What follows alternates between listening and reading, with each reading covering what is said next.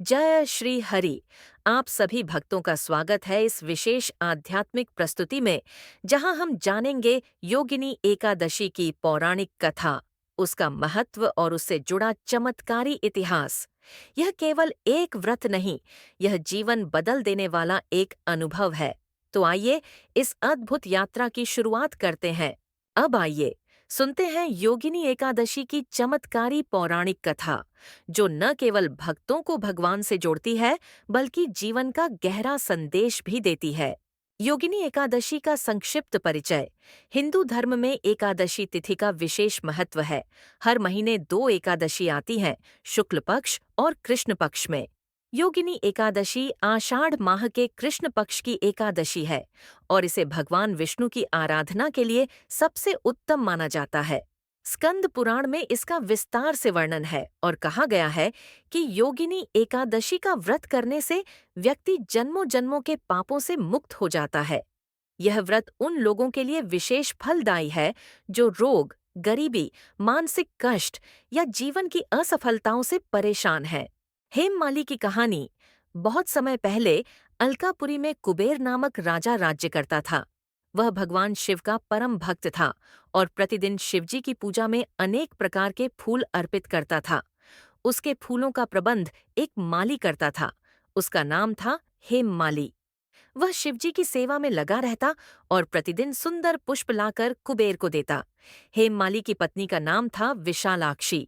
वह अत्यंत सुंदर थी और हेममाली उससे अत्यधिक प्रेम करता था। एक दिन वह फूल लेने गया तो उसकी दृष्टि पत्नी पर पड़ी और वह प्रेमवश लौट आया, फूल नहीं लाया। जब पूजा का समय आया और फूल नहीं आए तो कुबेर क्रोधित हो गया। उसने ध्यान लगाया और अपनी दिव्य दृष्टि से देखा कि हेममाली अपने कर्तव्य से विमुख हो गया है। कुबेर ने उसे शाप दिया, हे दुष्ट, तू कर्तव्यच्युत हुआ है। जा, तू कोढ़ी होकर धरती पर गिरेगा। शाप के कारण हेममाली तुरंत पृथ्वी पर गिर पड़ा। उसके शरीर पर कोढ़ हो गया। वह दर दर भटकता रहा, कोई सहायता नहीं मिली। अंततः वह हिमालय पर्वत पर गया, जहां उसे महान ऋषि मार्कंडेय मिले। उन्होंने हेममाली की दशा देखी और करुणापूर्वक पूछा, वत्स, तू कौन है? तेरा यह शरीर क्यों नष्ट हो रहा है? हेममाली ने अपनी सारी कथा सुनाई। ऋषि बोले, पुत्र, तू भाग्यशाली है कि पश्चाताप कर रहा है। अब तुझे एक उपाय बताता हूँ। आषाढ़ मास के कृष्ण पक्ष की योगिनी एकादशी का व्रत कर। यह व्रत तेरे समस्त पापों को हर लेगा। हेममाली ने नियम पूर्वक व्रत किया। भगवान विष्णु की कृपा से उसका शरीर स्वस्थ हो गया, कोढ़ दूर हो गया। वह फिर से सुंदर, तेजस्वी बन गया। अंत में उसने विष्णु भक्ति अपनाई और आत्मशुद्धि के साथ पुनः दिव्य लोक को प्राप्त हुआ।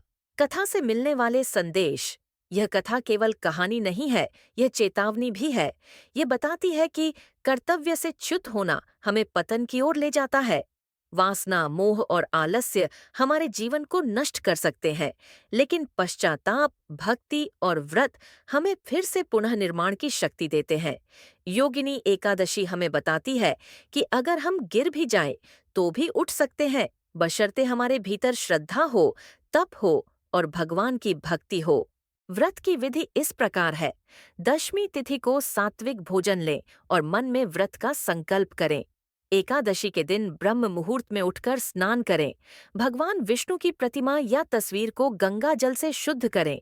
दीप, धूप, पुष्प, फल, तुलसी दल, पंचामृत से भगवान की पूजा करें। दिन भर भजन, कीर्तन और विष्णु नाम का स्मरण करें।